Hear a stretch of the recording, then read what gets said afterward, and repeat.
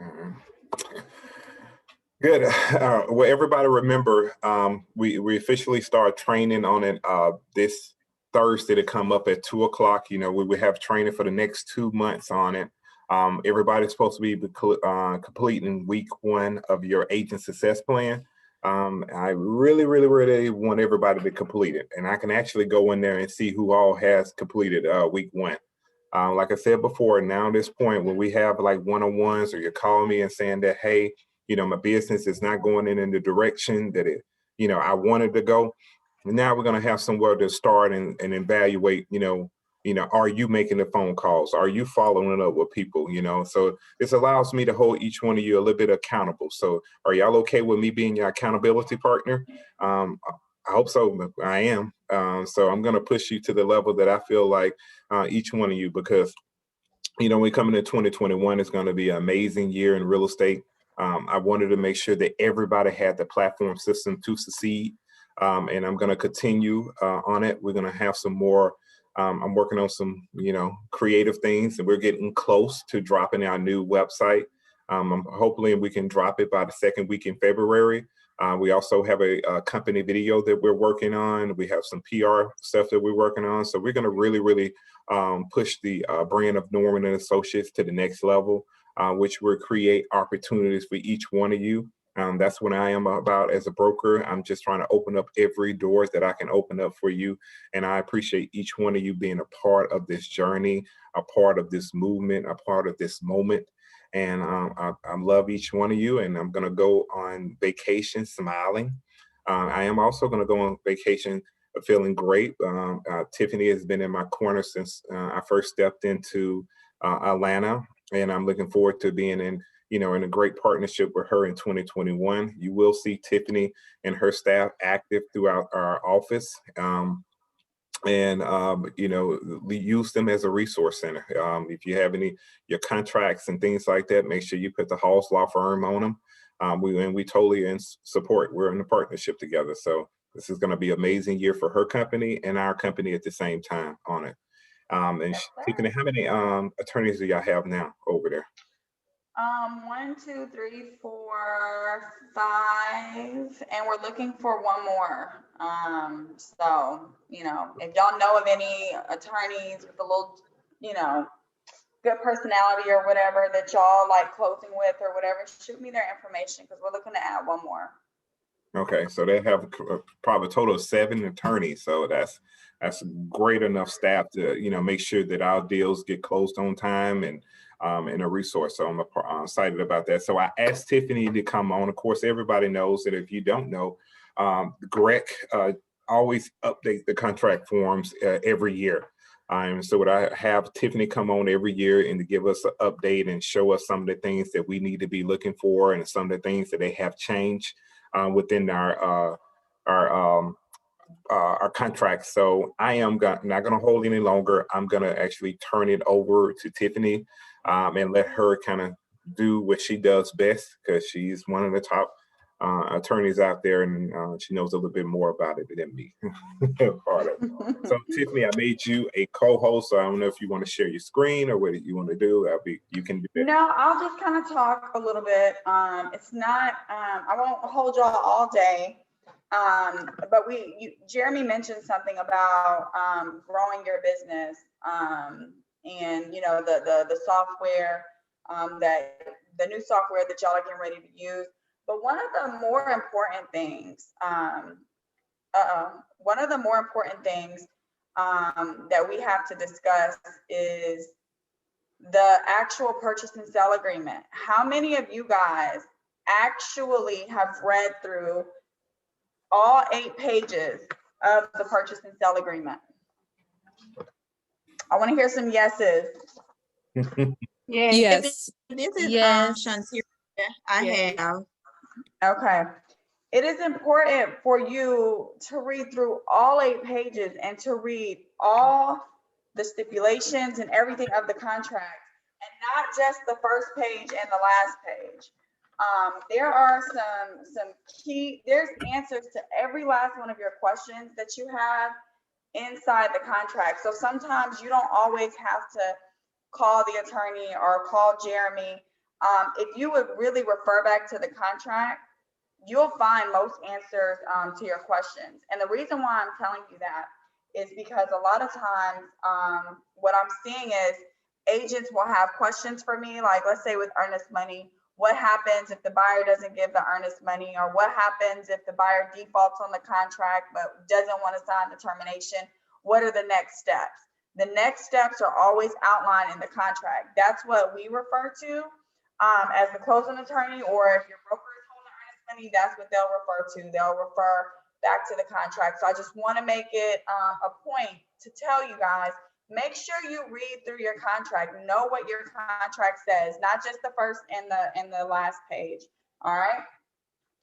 Okay, so I have the summary of some of the important changes in the GAR contract for this year. Most of the contract changes is just to kind of clarify some of the words, because a lot of things can be misconstrued or just misunderstood just by the wording of the contract. So the GAR committee kind of sat down and tried to make things clearer for, you know, all parties, agents, buyers, sellers, so that everybody's on the same page. All right.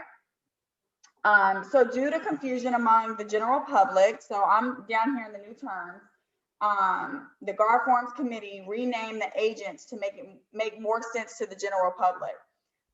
So instead of selling broker, it's been changed to buyer's broker. Now, I don't know about y'all, but I know that a lot of people used to get confused when it said selling broker. A lot of people thought that that was the person that was selling the house. So I think this is a really good change that they use plain language, and now it's called the buyer's broker along with the seller's broker. Okay, so just a little change, but I think it makes it more clear for all parties. The next change is they replace purchase and sell with contract to sell. Now this is only changed in your buyer brokerage agreements. The contract itself is still called the purchase and sell agreement. And that's just to clarify certain things when y'all are going over your buyer brokerage agreement. Now let's talk about earnest money. So earnest money for closing attorneys, last year's contract stated that we can only accept earnest money via wire. Now the contract is allowing for us to accept it via ACH, but let me tell you, the closing attorneys are still not going to accept the earnest money via ACH transfers. Most closing attorneys, we all have blocks on our accounts, and so because of the block, we'll never see the earnest money, and we don't do the block specifically for earnest money. We do ACH blocks because if we accept ACH funds, it's considered like a check. And what can you do? You can stop payment on a check, and you can pull that money back out of our account. We can't have buyers sending us money via ACH and then placing a stop payment or requesting that ACH back and pulling the money without our permission. When people wire funds to our account, in order for somebody to try to get that wire back, they must first get our permission. And so even though the GAR contract now allows for ACH transfers and for attorneys to accept it, most attorneys are still not going to accept it because we still have blocks on our account. So that's just a FYI. Paragraph B3, closing cost prorations. Y'all, this is a big deal. This states that the language was added to the contract, pretty much adding liability to the buyer for payment of unpaid property taxes. So let's say you get to closing and the property tax bill is out, or there's a reproration of the taxes that counties sometimes do after closing. Typically, the seller would still be responsible for any unpaid taxes. The contract is now written that the buyer assumes that liability. So if the taxes are not paid, or if the county reassesses those taxes, it becomes a buyer issue. So this is just something you kind of want to make sure that your buyers understand. This happens a lot in Fulton County. Fulton County will reassess property taxes after the bill has already came out, and they'll send a reassessment notice. and you may have some taxes that are now due in February. They do it all the time. Well, the buyer at this time now assumes the responsibility of those taxes for the year that they closed in. So that's a pretty big thing that you kind of want to let your buyers know. Language was added that brokers are third-party beneficiaries to the contract. That's good for brokers because if you're a beneficiary to the contract, then you have an easier way of suing in the event that you have to sue a seller or a buyer for non-performance. You know, y'all are required to bring sellers ready, willing, and able clients. And if you do, then you deserve to get your commission. And of course, as we know, sometimes you have sellers that will just drop out and just kind of disappear when it comes to deals for however many, you know, whatever reasons are out here. And so there's ways, you know, for Jeremy to kind of go after that money. Not saying that you'll get it, you know, because a lot of people just don't have thousands of dollars sitting in the account. But it does give you the ability to be able to do that. And adding the broker as a third-party beneficiary helps with that ability. This is number 5 is a big one too. They changed the term substantially damaged to substantially destroyed, removing the word damage. This should convey to all parties that this paragraph only applies when the home is destroyed. I have a lot of agents that go reaching for stuff, right? So if the seller moves out or the walkthrough and there's little holes in the wall, like I don't want to close because of this, that, and the other, that's not destroying the property. So there's not going to be a way for you to kind of get out of, or your buyer to get out of contracts. If there's minor damage to the property, it has to be substantially destroyed. All right. Any questions thus far?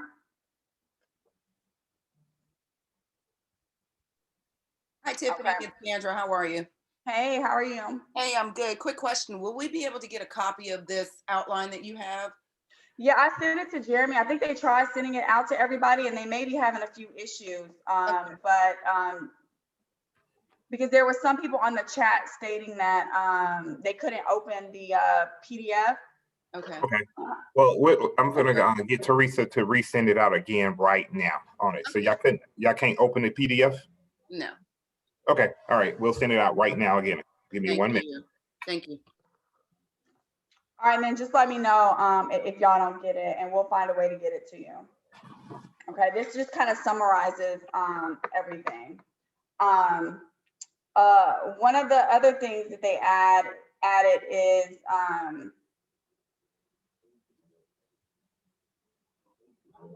trying to see where I'm at. Oh, they added to the signature lines, by signing this agreement, buyer and seller acknowledge that they have read and understood this agreement and agreed to its terms. It's great that real estate agents represent your clients, but also I want you guys to start pressing with your clients, buyers and sellers, that they are to read their agreements and not reading the first page and the last page, but actually reading through all the different stipulations because they're signing saying that they did. And what happens is if something goes wrong, trust me, you're going to be the blame for it. They're going to blame you. Well, why didn't you tell me? Why didn't you point this out? Why didn't you clarify? Which you should clarify certain terms of the contract, but you also want to press upon them that it's their contract. They're also responsible for knowing what's in the four corners of their agreement because they're signing saying that they did. Okay. All right, so that's pretty much the main changes of the guard contract. Not many this year, but those are the main things. Now, there's also a change to the, I'm trying to pull it up on my here, to the HOA, the Community Association disclosure. How many people have read through that? Do I hear some yeses? No, Yes. y'all haven't read through it? Yes. Y'all just saying yeah? Because y'all gonna cost y'all sellers some money if you don't. So one of the main things with the community association disclosure, a lot of issues that we get as the closing attorney or pushback that we get is the seller is responsible for paying for the HOA closing letter. If there's a homeowners association, then we are required to get an HOA closing letter. Most of the time, 90% of the time, the HOA closing letter has to be paid prior to closing. So number one, when you have a seller and you're listing properties, you want to make sure that they understand that it is their responsibility to pay for the HOA closing letter. It's not a buyer cost. It's not an agent cost. The closing attorney, it's not my fee. I'm not going to pay for it. And so what the contract changes for this year, it clarified it, that the seller is responsible for paying that HOA closing letter fee, and their failure to pay it can cause a delay in closing or result in additional fees needing to be paid. So if sellers don't pay for those HOA closing letters on time, the HOA company will charge $250 rush fees. And what this statement is stating is that the seller will be responsible for paying those fees, okay? So sometimes those letters can cost $400, and if they don't pay it on time, it could be $650. So you just kind of want to make sure that your sellers know and understand that it's their responsibility. Has anybody had this issue with their clients giving pushback with paying for those HOA closing letters?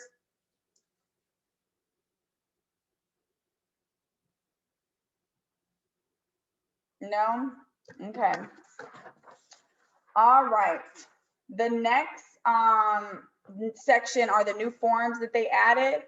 And I think the F290 agreement to reinstate the contract is a good one. For some reason, this past year, we've had a lot of contracts that were terminated and then later tried to be revived and brought back to life. And a lot of people didn't know how or what to use, or could they do an amendment? Did they have to redraft a whole new contract?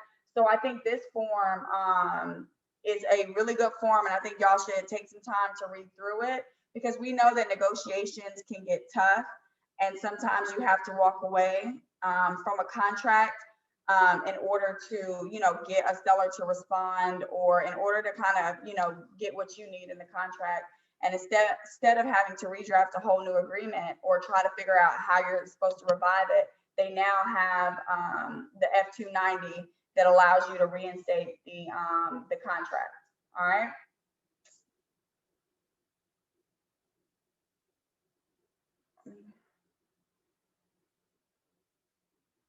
All right. The other stuff, not too important. There was a lot of changes to the lease forms for 2021. But Jeremy, do you allow them to lease? Do y'all do a lot of leasing? You're muted. Yeah, we do some leasing. Okay, so just take a look at some of those changes for the leases, and I didn't realize that y'all did. So I'll get a summary page of the changes for the lease forms, because I didn't know that y'all were doing the leases. So I'll definitely get that for you for your information. So those are the main changes for this year's contract. I'll go into some other things that I'm seeing as far as, agents and contracts and all that kind of stuff. But before I do, does anybody have any questions about the changes or any clarification about anything? Or any questions that you want me to have answered? Ms. Brenda? I can't hear you. You got to unmute, Ms. Brenda. You got to unmute yourself. Okay, Dang. is that okay? Can you hear me now? Yes, ma'am. Okay, thank you. On the HOA changes, it is a stipulation in there where they sign, or when they sign the contract, they would know that they are responsible if they leave those fees not paid. And so what you want us to do is just go ahead and make sure that this is, stated to them in urgency, that they should take care of that and that we are not responsible. Oh, yes, ma'am, for sure. That's something that I'm going to go over, because that's a big one, Ms. Brenda, and I'll kind of go over it now. Jeremy, can you pull up the community association disclosure form? Now, this Yeah. is not new to the contract. This has been there. But as long as it's been there, we still have tons of issues with this, where sellers, are getting mad because they're saying that their agent didn't tell them.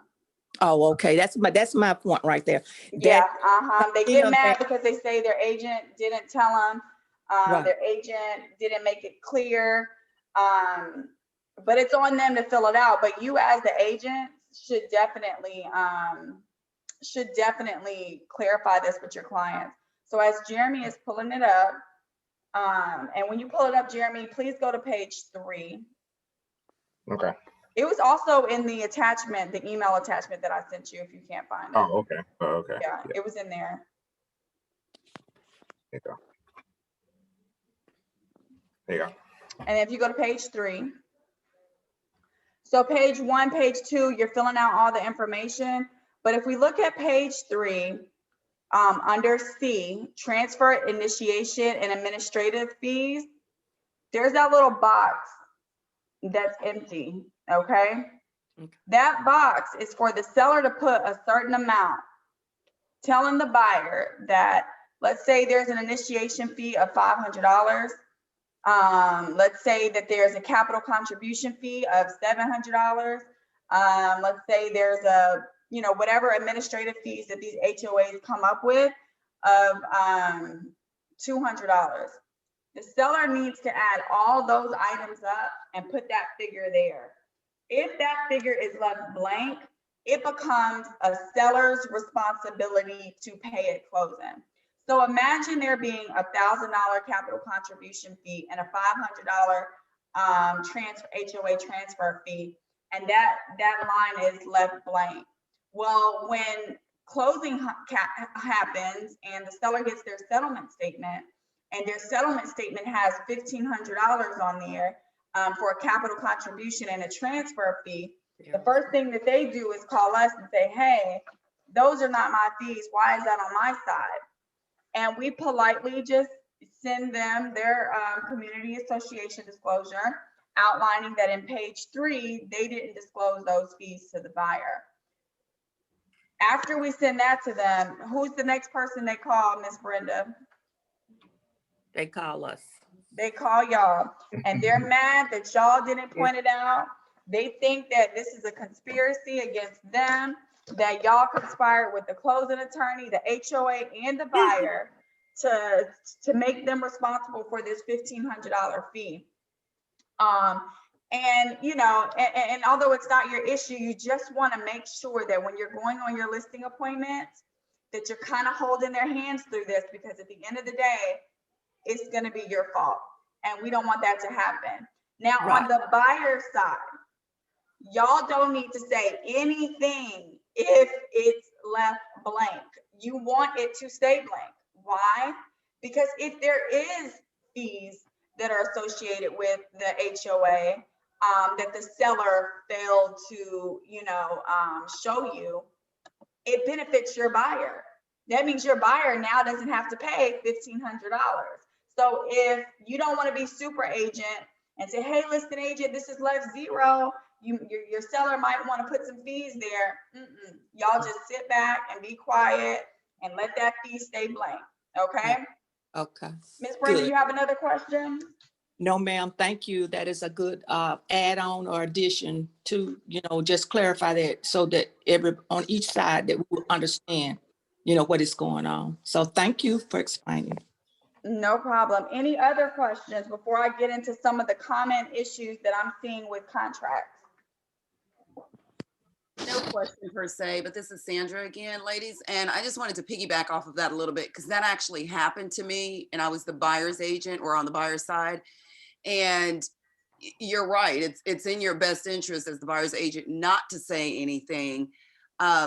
But the listing agent really tried to fight us on that. However, and that's why it goes back to being important to us knowing our contracts and reading them, Yes. because it was very easy for me to pull out this contract and point that paragraph out to them.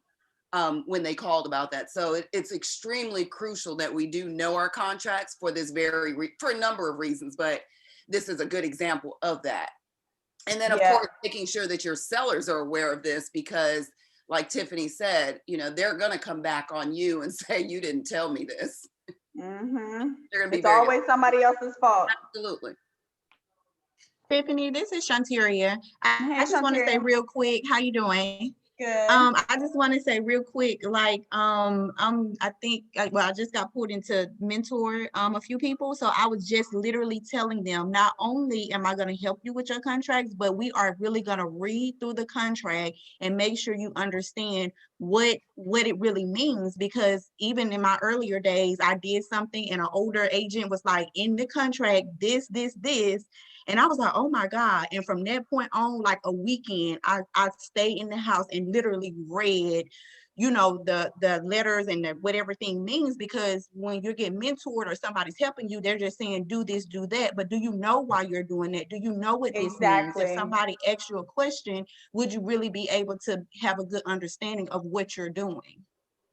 And I think that was the greatest thing that you ever could have done. You had a great year at Norman this year. And I don't think that was just by happenstance. I think that was because you know your contract, you're better able to educate your clients, and your ability to educate your clients only breeds referrals. Okay, so if you go through a transaction and you're questioning a lot, you're having to depend on a lot of people, you're not able to quickly answer questions for your clients, you appear unknowledgeable, is that somebody that's going to probably refer you out or use you again? It's Probably not. Yep. So I think it's really, really important, like you said, to actually read through the contract, because even when I respond to real estate agents that contact me about stuff, and my response to them is typically to copy the section out of the contract, paste it, and say, these are the steps. I do that for more reasons than one. I don't want to say, well, hey, this is what it is. I want you to know that your answers are all right here. Now, there's sometimes, you know, the contract is black and white, but not everything is black and white. Sometimes you do get in sticky situations where you probably need a little assistance on how things, you know, to better answer your question or circumstance or whatever happened, you know, in the situation. But for the majority of things, the answers to all the questions are put here. And they're put here. The reason why the contract changes every year is because there was somebody got sued. So it wasn't clear that the, you know how the terms that I went over earlier, how they specify different things. So somebody sued somebody because they said it wasn't clear. So then the guard committee, I think the attorney is with Wiseman, and they get on the board and they come together and they look at all the different lawsuits, how were agents affected. They change the contract to better protect you guys and to clarify things so that it leads to less lawsuits. So I think that's really great that you did that. And I hope people really take that from the discussion with you, Sandra stating it. Sandra's been in the game for a while and you having a great year, Shanteria. I think, you know, I hope people really take that from the discussion. Any more questions or comments on anything that you guys want me to address before I get into what I want, what I'm going to get, you know, what I'm going to say? I would just say, you know, Shanteria and Sandra, you know, they're a part of our, you know, our mentorship. So we rebooted our mentorship. Sandra is over it, and Shanteria stepped up, and she's now a mentor. So if you do need that additional support, reach out to me.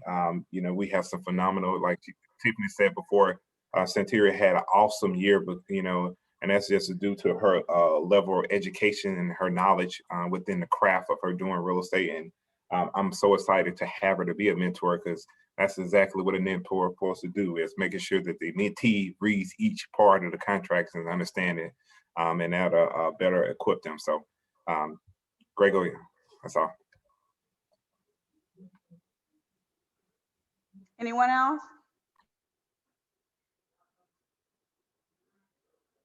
All right. So today I want to talk about a few things. One of the things was the HOA, but Ms. Brenda already brought it up. So we've already discussed that.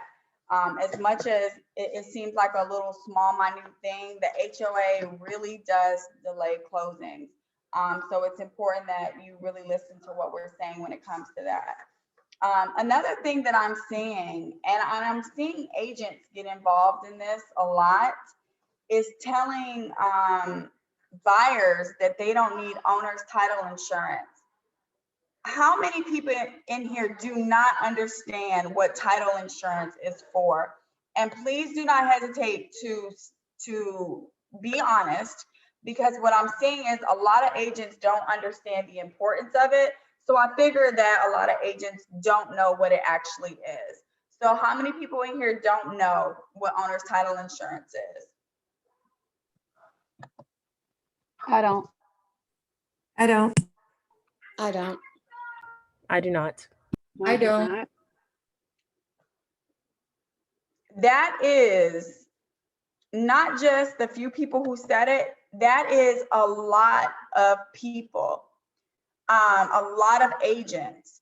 And I've recently had a situation where the agent at the closing table told the buyer, you don't need it. The attorney's going to tell you that you do need it, but don't waste your money on it. And at that point, I'm like, okay, I need to have a discussion with this agent after closing. I contacted the agent. We had a discussion, and she was telling the buyer something that she did not even understand the importance of. Okay, so let me explain to you what title insurance is. Anytime a buyer is getting financing to finance their transaction, the buyer's lender is going to require them to pay for a lender's title insurance policy. This policy is given to the lender by the closing attorney. And what that policy says is that lender, in the event you have to foreclose, you will have first position in order to do that. Let's say that there's a lien that shows up that wasn't caught at closing. Let's say that there was an additional mortgage that wasn't caught at closing. So the lender goes to try to foreclose and somebody else is in first position. All the lender has to do is file a claim on their title insurance policy, and the title insurance company will handle it. It's just like insurance. All lenders will require the buyer has to pay for it, because the lender is not going to put themselves in a situation where they're loaning hundreds of thousands of dollars and for something to come up and they lose that money. Does that lender's policy protect the buyer? It does not. Okay, it only protects the lender. We do not want the buyer to get in a situation where something was missed at closing, or a lien pops up, or let's say, this is a big one, and it actually happened to me before. Buyer buys the property, had the property for 2 years. Somebody came and knocked on the buyer's door and was like, hey, who are you? And the buyer's like, this is my house, who are you? I'm the son of the person who owns this house. And it was like, no, that person sold this house to me 2 years ago or whatever. And that person ended up, not that person, but his estate sold it because the person is dead. Well, that person that showed up to the door was the son, the estranged son of the deceased seller. He was never notified that the property was probated. He was never notified that the property was sold. Is it possible that that estranged son has an interest in that property? It's very possible. Absolutely. Absolutely. What does that mean for your buyer? If your buyer, let's say your buyer got an owner's title insurance policy. The owner's title insurance policy will pay for their attorney because yes, it may have to go to court. The owner's title policy, let's say it goes to court and the judge issues the home to the estranged son. Because can that happen? It can. The owner's title policy will reimburse to the buyer all the money that they put into that property. Let's say they put down a big down payment. They've been paying all their mortgage payments. They did this, that, and the other. They'll be reimbursed all those fees. Let's say they didn't get an owner's title policy, a policy that cost them maybe $300 to $400 at closing, $300 to $400. Now they're going to have to pay an attorney to fight for them in court. That's going to be thousands of dollars. Let's say that the court is going to issue the home to the estranged son. Now they don't have a house. You know, there's so many different things can happen, and this has happened before. But that's kind of on the far end of the spectrum. What happens all the time is this situation here. We'll pull title on properties, and when we pull title, the title tells us who owns the property. The title tells us what liens are encumbering the property. And by liens, I mean if there's any mortgages that the seller has, any creditor liens, people that they haven't paid and somebody found them. And one of the big things that owner's title policies come in and save the day is those open mortgages. So let's say Kirsten sold her property to me. I now own the property. 5 years later, I'm getting ready to sell this property. Well, when the attorney's office pulls the title, they notice that a loan is still showing up from when Kirsten owned the property. So when Kirsten owned the property and she sold it to me, the bank was supposed to cancel the mortgage on the real estate records so that it no longer showed that there was an outstanding mortgage. They are required to do so within like 90 days of receiving, yes, new construction home. Camille, I'm gonna get back to that question in just a minute because that's a good question. So they're supposed to cancel those mortgages within 90 days. And sometimes they don't. So now it's 5 years down the line and the mortgage is still showing open. As the closing attorney, we still have to clear it. And calling the bank, let's say it's with Bank of America, it's gonna take them maybe 30 days to research the issue, maybe an additional 15 days to send out the cancellation, maybe an additional 15 days for that to show up on record. So now we are 2 months out just by this one little issue. If the seller has an owner's title policy, us as the closing attorney, all we have to do is get that owner's title policy.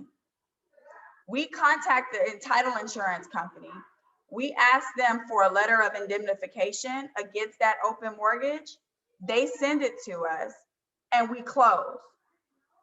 That took all of maybe a day or two versus 2 months. And if the seller didn't have the owner's title policy, this can push back closing. That is one of the biggest issues that we deal with all the time, where owner's title policy comes in and saves the day. Well, you're saying now, well, you know, my buyer is the buyer. She's not the seller yet, but she will be a seller at some point. And you may be the person that's listing the property. So remember, when this issue comes up, when you're listing it, and the buyer says, but you told me that I didn't need that owner's title policy. Again, who are they gonna blame? They're gonna blame you. And we don't want that to happen. Now, Camille asked a good question. Do you need it on new construction?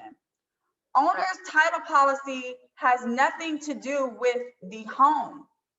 It has everything to do with the land, not the construction of the home. The land has been there the entire time. So a lot of people get this confused. Oh, it's a new house, there shouldn't be any issues. But somebody owned that land. Somebody owned it before them. Somebody owned it before them. So remember that issue I was talking about where the seller sold it, and then the estate of the seller sold it, and then the estranged son came back, that had nothing to do with the physical house. That had everything to do with the land. So even on new construction properties, yes, you still need to get an owner's title policy. When the builders sell the property, they have loans on those properties. They have liens on those properties. So again, it is important that you buy the owner's title policy for that same reason that I just discussed. Okay, does everybody have a more clear understanding of what title insurance is? Yes. Yes, thank you. Thank you. Yes, absolutely. Thank you. No problem. So when you have buyers that are trying to, let's say the buyers at closing, and they're like, well, I don't want to buy the insurance policy, the hazard insurance policy, the policy that actually protects the property. Would you tell your buyer, oh, okay, yeah, you shouldn't get that? You wouldn't, because if that house caught on fire, you would want the buyer to have the ability to replace and rebuild that home. The owner's title insurance is just as important. So don't let the buyers look at $300-400 as savings. You're saving them by letting them know that they definitely need that policy, because in the future, the money that they may have to come up with to clear issues far outweighs the little small amount that they had to pay at closing for the policy, okay? So just make sure that you're educating your clients on the importance of getting title insurance, and no, the lender's policy does not protect the buyer, because guess who tells y'all that? Loan officers. Loan officers are good for telling you, oh, well, we're gonna get the policy and that'll protect the buyer. Don't listen to the loan officer, okay? They're not the closing attorney. They're not the one issuing the policy. And again, they don't understand the importance of title insurance either, okay? So I'm glad that y'all have a better understanding of that. Do we have any questions on title insurance? I have one question. So when it's time to have the buyers get title insurance, how do they go about getting it? Do we find someone that can get it for them, or how do we No, go so about that? it's going to be, so if you look at the closing, I don't know if you've seen a copy of the buyer's closing disclosure, or if you've ever looked at it in detail. Whenever we as the closing attorney put the fees together with the lender, we'll always include it on the closing disclosure. We only remove it when the buyer requests that it be removed. If you look at the section where it is, which is section, I believe, H on the closing disclosure, page 2, by the fee, it says optional. So buyers will see the word optional, and when they see the word optional, they're like, oh, well, I don't need it then, right? And so they may ask you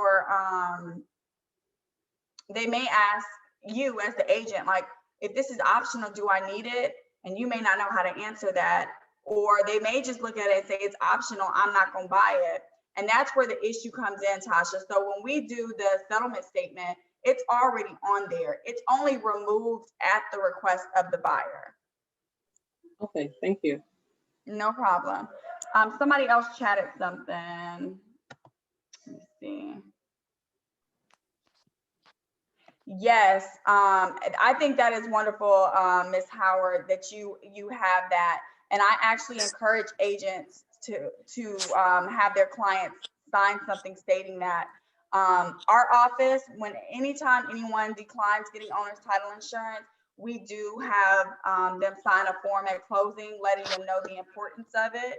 And then we have them signing saying that they're declining. Because if an issue comes up later, an issue with the title, they're fully responsible for the issue at that time. Okay, so I think that's really good, Ms. Howard.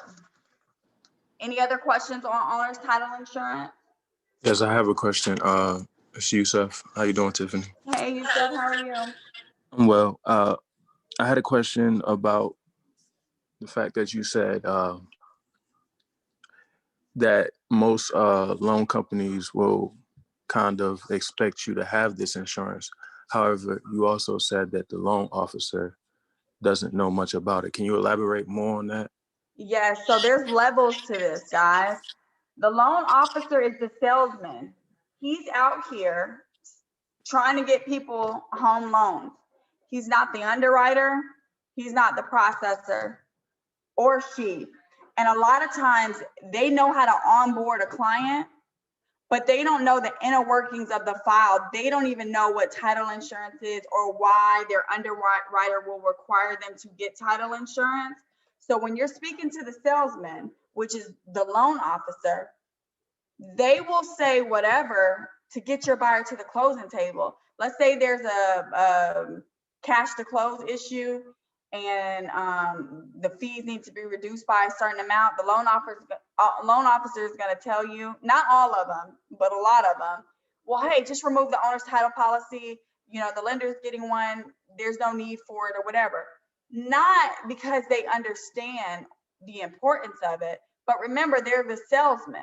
But like I tell buyers, the lender's not even going to loan you this money without you purchasing the title insurance policy. So they won't even give you this money without you purchasing it. They know it's really important because they're requiring you to buy their policy. Why wouldn't you buy your own policy? So you said that's where the lack of knowledge on the loan officer's part, that's where it kind of falls through the cracks because they don't know. They're just trying to get you to the closing table and get you closed regardless of the importance of a $300 policy. Does that make sense? Yes, that makes sense. And thank you, because that kind of clears up how important it is for us to do our due diligence to make sure that our clients getting the best deal and best quality of agent. So yeah, yes, thank you. And now I'm not an agent, and I know y'all do a lot of work. Y'all out here running around, you spend a lot of money hoping to get to the closing table because remember, it's not real until it's real. And so I understand the amount of work that y'all go through as agents. And now I'm not a real estate agent, but I always say when we get in these sticky moments, if I was their agent and they tried to decline this policy, I would give them a credit. Now I understand giving people your money is not like something that we want to do, but I just think it's that important. Maybe not you give them the credit, but maybe the lender giving a credit. You know what I'm saying? Maybe people coming together to try and make it work because you want your client to be fully protected in all ways. Now, I'm not advocating for y'all to give y'all money out because y'all do work hard to get it. I'm just trying to stress the importance of why your buyers should get it, and you should be educating them. They can do a simple Google search, Dave Ramsey. There's so many different YouTube videos that comes up on owner's title insurance, and they'll be able to kind of get the importance of it. So, but yes, your lenders, your loan officers, they're salespeople. They don't know unless they've been in the game and they've taken time to really educate themselves on the full process of what happens, what is needed, because you do have those loan officers out here who do understand and know all the different processes of the file.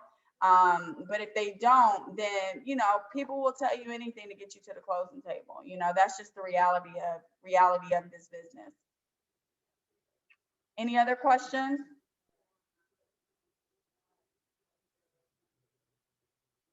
All right, so Norman and Associate agents are going to be super educated on owner's title insurance and why you need it. Another big issue that I'm seeing with contracts is the earnest money. So how many people in here have terminated a contract?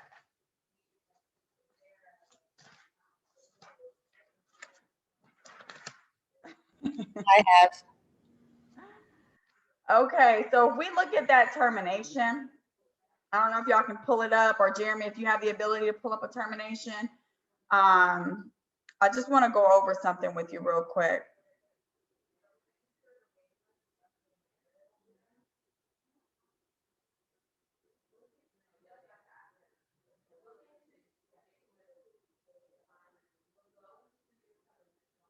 All right, give me 1 minute. I'm gonna pull it up. I got to switch No over. problem.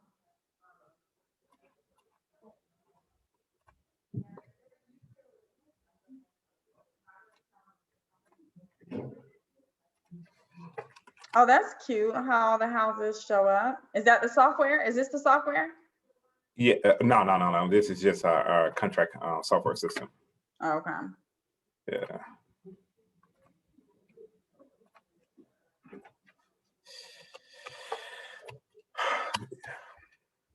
Mm. All right, we got a couple of which one you want, Tiffany? Just the unilateral is fine. Mm-hmm. Here you go.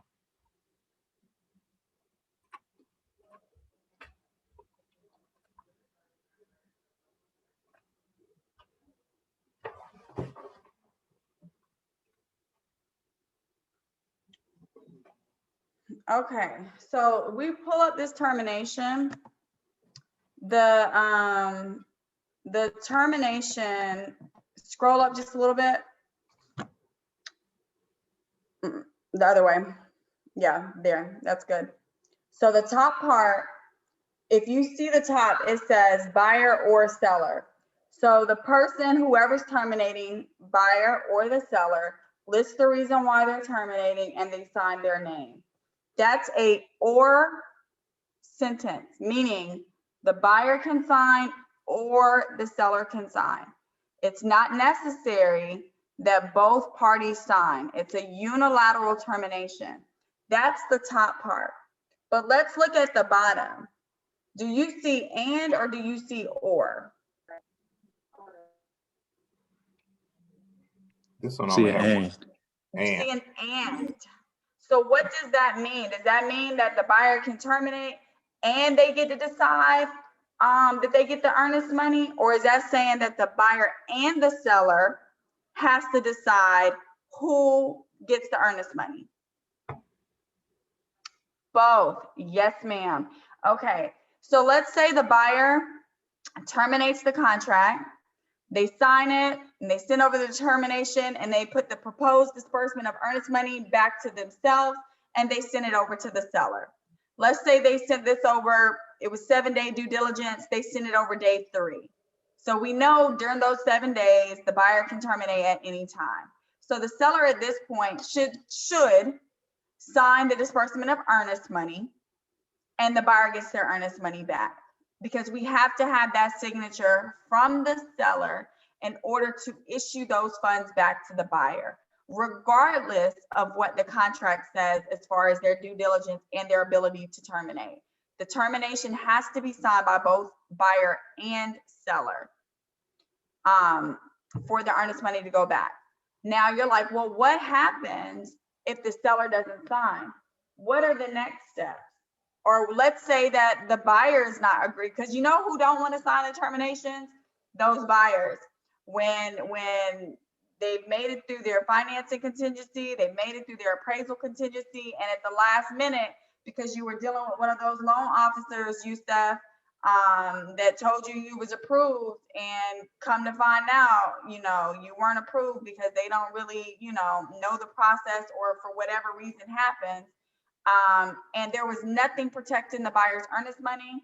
The buyers are always like, oh, it wasn't my fault. The lender said I was approved. And then they later told me at the last minute that I wasn't.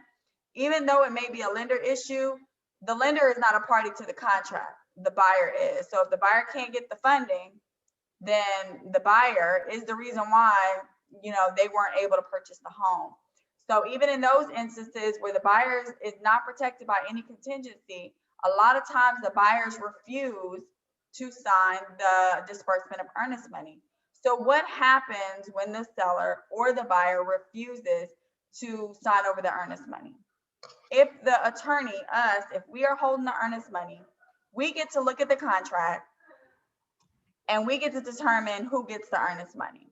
So let's say the buyer was in their due diligence period and they terminated. I'm going to send out an email or a letter to all the parties, and I'm going to say that the buyer gets the earnest money, and that all parties have 10 days to email me to dispute why the buyer should not get the earnest money. Now, if the seller disputes and says, well, they should have never went under contract or whatever, that's not going to change my mind. That's not going to factually change the circumstances of the contract. So after 10 days, I can then issue that money to the buyer. Okay. Let's say in that same instance that I say, oh, well, the buyer should get the earnest money because the due diligence period was 7 days. Well, maybe I didn't have an amendment that moved the due diligence period from 7 days to 2 days. And the seller says, wait, I have a signed amendment by the buyer where they said that the due diligence was 2 days and not 7. Well, at that point, I can now reassess the situation because now I've been given information that will change the facts of the contract. And now I can say, well, I'm gonna give the earnest money to the seller, right? And then an additional 10 days will start at that point as well. All right. So if you come with factual evidence that may change the circumstances, then the decision of the earnest money holder can change. Okay. But if it's black and white, it's black and white. And after 10 days, the earnest money will go to whomever the correct party it goes to. Now, let's say it's not as black and white. Let's say the real estate agent has some text messages where the seller knew something or knew something about the buyer, and now things are not as black and white, not even for the closing attorney. Well, at that point, if I decide that it's not black and white who gets the earnest money, then I can interplead the earnest money into court, and the parties can go to court and they can fight over it. Now, the caveat to this is that whatever money it costs for me to interplead the money into court, that comes off the top of the earnest money. So if the earnest money is $1,000 and it's gonna cost $700 to interplead the earnest money into court, and then the buyer and the seller each have to get their own closing attorney, not closing attorney, but attorney to fight for them, is fighting over $300 worth it? It's not. There's no point. So you also have to look at the circumstances of the earnest money and be able to advise your client, like, hey, if this goes to court, a lot of people are like, I want to go to court. I want to go to court. A lot of times you might end up going to court for no reason because there's no money left over, because the interplead money, whatever the cost is to do that, comes off the top of the earnest money first. So are all you aware that the seller and the buyer needed to sign the disbursement of earnest money? Or were y'all under the assumption that once the buyer or seller unilaterally terminates, that the earnest money automatically goes back to the buyer?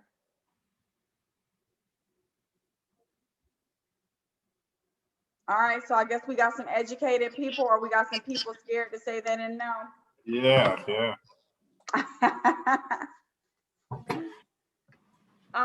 Let's see here. So that's a big one.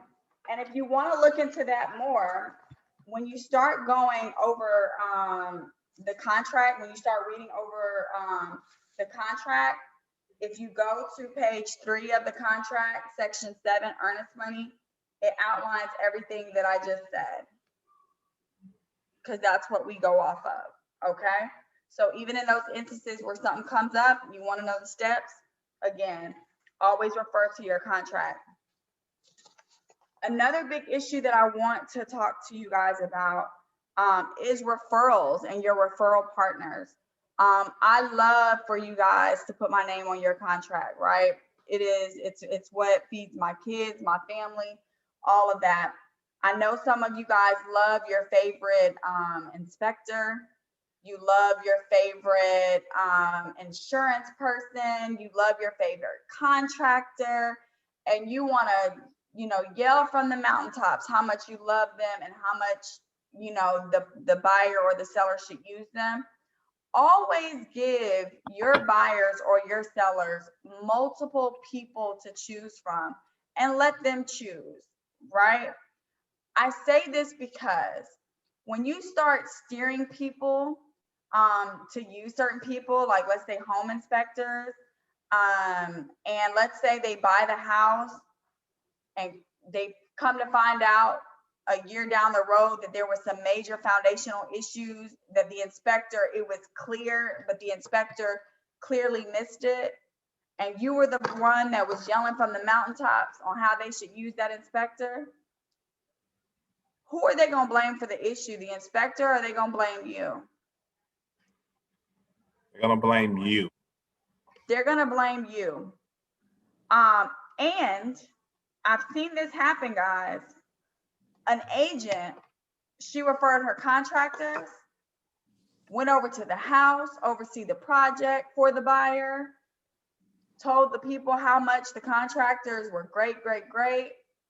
The buyers were out of state when all this was going on. They completely relied on their agent for all of this. Came back to the house. Did the buyers like the work that the contractors did? Nope. They said that it was what, like $10,000 or $15,000 worth of damage. Guess who they sued? They sued the contractors, but guess who also they sued? They sued their real estate agent. Guess who won? That agent had to come out the pocket. You got to be really careful about steering your clients to use certain vendors. Now you can say like, hey, I use this person is great. Again, y'all, remember, I want y'all to tell your clients, yell from the mountaintop, to use Hawes Law Firm. But does that mean that Hawes Law Firm is going, exactly, Ms. Howard, always another disclosure. Does that mean that Hawes Law Firm is going to get it right every time? It doesn't. Now, as long as I'm the owner, which, you know, I will be, I'll always do whatever to make anything right. But not everybody's like that, you know, and y'all have to realize this as agents. I know y'all want to see these deals get done, but please also make sure that you're protecting yourself in the meantime. Make sure that you're giving people options. Now, you may say, hey, you know, here's a list of 2 people that I list of 3 options. You have all these available to you. But let me tell you, I trust number 1 because I've been doing business with them for a long time. But I want you to be able to make a decision based on your own research. You kind of want to approach things like that because even your most favorite clients, even the ones, the agent that got sued and had to pay, I think she ended up paying like $5,000. I did the closing and they were, oh my God, I love my agent so much. She was the greatest. She did everything. Oh, they brought her a gift to closing. And then they sued her.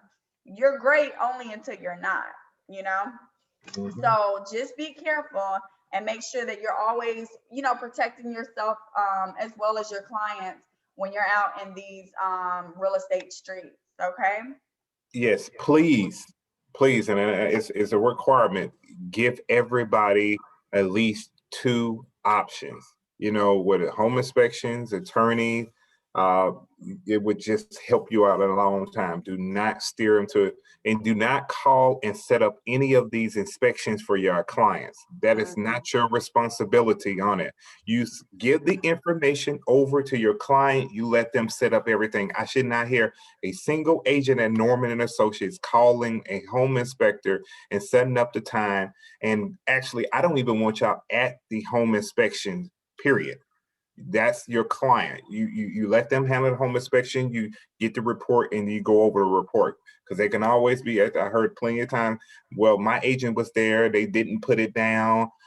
He heard what the home inspector says. No, you do not attend these home inspections with your client. You get the report after it's done, then you go over the items that your client feel like they want to address. I should not hear an agent, once again, setting up a home inspection or attending a home inspection from this point forward. Thank you. So quick question on that, Jeremy. So when we have what if we have someone that's like relocating from like out of state and they can't come for like the inspection and stuff, like what we do with that?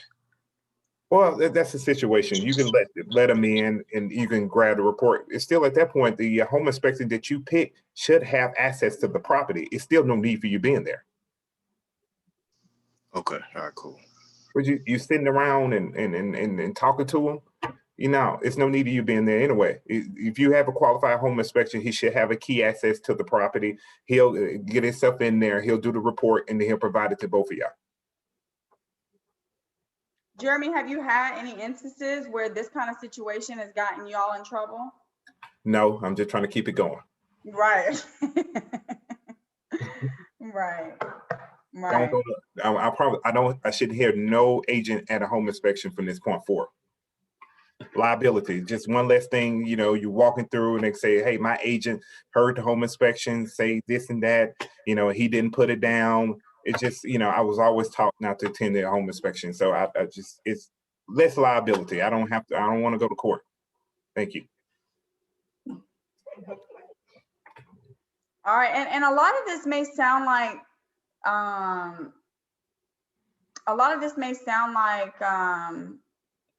you're not going to be a help to your client, but I promise you, there's ways you can educate your clients where you still are a major resource and help to them, but it's for you to give them the education. You know, a lot of people are using transaction coordinators, or you have different processes and procedures. Maybe you have a just like a referral sheet, and you instruct them, like, once you contact your home inspector, make sure you're looking out for these certain things. Make sure you're looking out for these certain qualifications, where you're giving them the information and you're educating them. At the same time, you're protecting yourself against, you know, any potential issues that happen later. Because remember, that agent, I told you, they were best friends at the closing table, and, you know, 6 months later, they were in court. I even got dragged into it, said I was part of the conspiracy, and, you know, I was working with the agent. I was getting a cut of the money, the money that the contractors, just craziness. You know, I realize some people are just crazy, but, you know, it just kind of saves you in the end. Any other questions from anybody? Because that kind of concludes what I wanted to discuss today.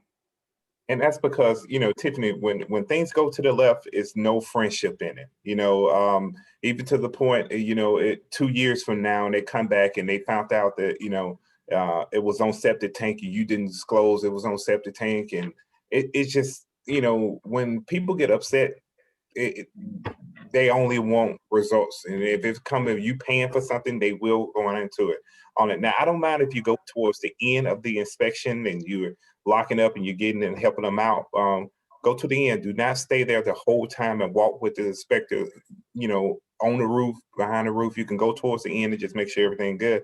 But just please give them 2 options. We have to. Ain't no please. Give them 2 options. And I'll continue, like, some of these frequently asked questions or different things that I see. I'm going to start posting different videos and different things on Instagram. I'll also kind of tailor some things directly to you guys as well. So I'll continue doing some of these things, because a lot of times you don't know until you know. Let's start with the basics by being super familiar with our contract. After we get super familiar with our contract, then from there, I'll kind of give you boosters every here and there to kind of, you know, update you on different things that I'm seeing from, you know, the perspective of a closing attorney. Because where y'all see, maybe, let's say you're doing really good as an agent, you're doing 3 to 5 transactions a month, or 2 to 3. Jeremy, what's a good number for you guys? Like 3 contracts a month or something? Yeah, some individual agents. Yeah. Yeah, 2 to 3. 2 to 3 is a real good. Yeah, so about 2 to 3. Y'all are doing 2 to 3 a month. As a closing attorney, I'm seeing possibly, like, you know, sometimes 150 to 200 closings a month. So I'm seeing a lot of different circumstances, a lot of different things happening. So I'll just continue to make sure that you guys stay educated, you know, so that if any of these issues come up, y'all will know how to attack them. You can follow me also on Instagram. Y'all will have all our contact information. I know Jeremy's going to be updating the databases and all that, just so that everybody has access to us, but you have access to me, my firm. So if you have any contract questions, or anything like that while Jeremy's out this weekend. My office is moving this weekend, so I would tell y'all to call me, but I might not be available either. But shoot me an email. I'll make sure that if I can't answer, I'll get somebody else to answer. All right. And then I have on your KV Core system, if you go to my business, you'll be able to see Tiffany's link directly here up under our company cloud.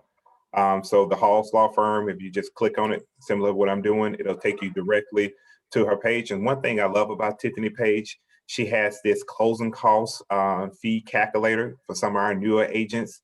If you want to know exactly how much a title is going to cost and closing cost, you can come to her website and click on here, and you can get a kind of accurate number of what you're looking like towards closing on the title. I love that part about her website. So once again, like I said, you can just click what's the one continue like a guest or get a free quote. That one right there where you don't have to sign in, get a quote now, no sign in required.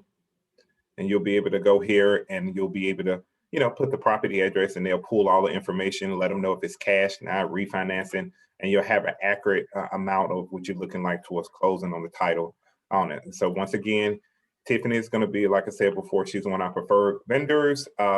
She's going to be out throughout her. We're going to do something as a company together so y'all can get more familiar with her whole staff and her whole attorney. And you'll be able to just click here and go straight to the Hawes Law Firm.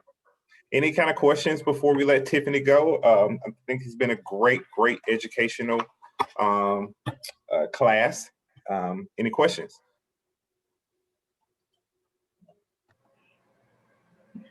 Thank you.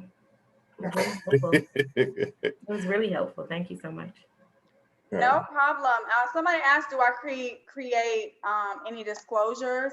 I typically don't, but the GAR, I don't know if y'all have kind of just go on the GAR, the tools that y'all have, Jeremy, through GAR. They have tons of different disclosures. They have earnest money disclosures, fraud wire instruction disclosures. That's what I was talking about. They have a ton of different disclosures that will help you, because again, they're trying to protect you guys. So you can go in there and they have a ton of different disclosures that will help you as the agent disclose different things to your client to help protect you. So we have a wonderful compliance officer with Taryn. So Taryn has done a great job with actually including in each one of your dot loop. If you go right here, it says 2021. 2020, we're going to update it, but these are all different stipulations for, different, what Tiffany exactly is talking about, how to write different stipulations on here. So you can just kind of go here and actually look for the stipulation that you need and actually copy it and place it into the stipulation. So we have it directly here. And we're going to put you're in an old one of your Jeremy test loops. So if you go out and create a new loop, it'll drop the 2021 and all the 2021 documents in there. Yep. So if you go to the new loop, I was in one of my. Karen just said y'all contact her and don't listen to Jeremy. So buying loop, hold on 1 minute, it's in here. She has updated everything. That was an old practice loop that I was using on it, and this is our new loop. When you go inside of it, you'll have, she's done a great job. Here's new checklist, all the forms that you need, everything like here, directly in here. Okay. Well, Tiffany, thank you for taking your time and pouring back into our company. As always, I really appreciate it. We'll make sure that, all the agents know how to get in touch with you. With our new system, they'll be able to just go here and pull y'all up. But we appreciate it. And if y'all have any questions, just reach out to Tiffany. And she's moving into a new office space this week. So congratulations on your new office. We're looking forward to it. I can't wait to have y'all over so everybody can see it. See all this money that I've poured into it. I need some contracts, y'all. So, yeah. And then when we have our new grand opening, Tiffany and them will be there. They'll have you'll see Hawes Law Firm throughout there, different brochures that y'all need. And all right, let's have a great day. I'm in the office until 5 o'clock, y'all. All right, guys. Well, thank you. And I appreciate you guys. And I appreciate you as well, Jeremy. Have a great birthday. Y'all do not call Jeremy this weekend. Leave him alone. And I'll say too, I sent out everybody a text message. Yes, I did send multiple emails. We're practicing sending documents out through KB Core, so you probably got 3 of them. It wasn't spam this time. So I also sent out a text message, and everybody should have got it. And the text message number that came through, y'all need to save that because that's going to be the Norman and Associates new text message number. And that's how I'm going to communicate with y'all. So it wasn't spam. That was actually me. I sent out multiple, and that J Norman Luxury Homes, that's our company Gmail account. So yes, that is us. All right. Bye-bye. Thank you. Appreciate it. All right, bye guys. Awesome. Thank you so much. Bye-bye. Mhm.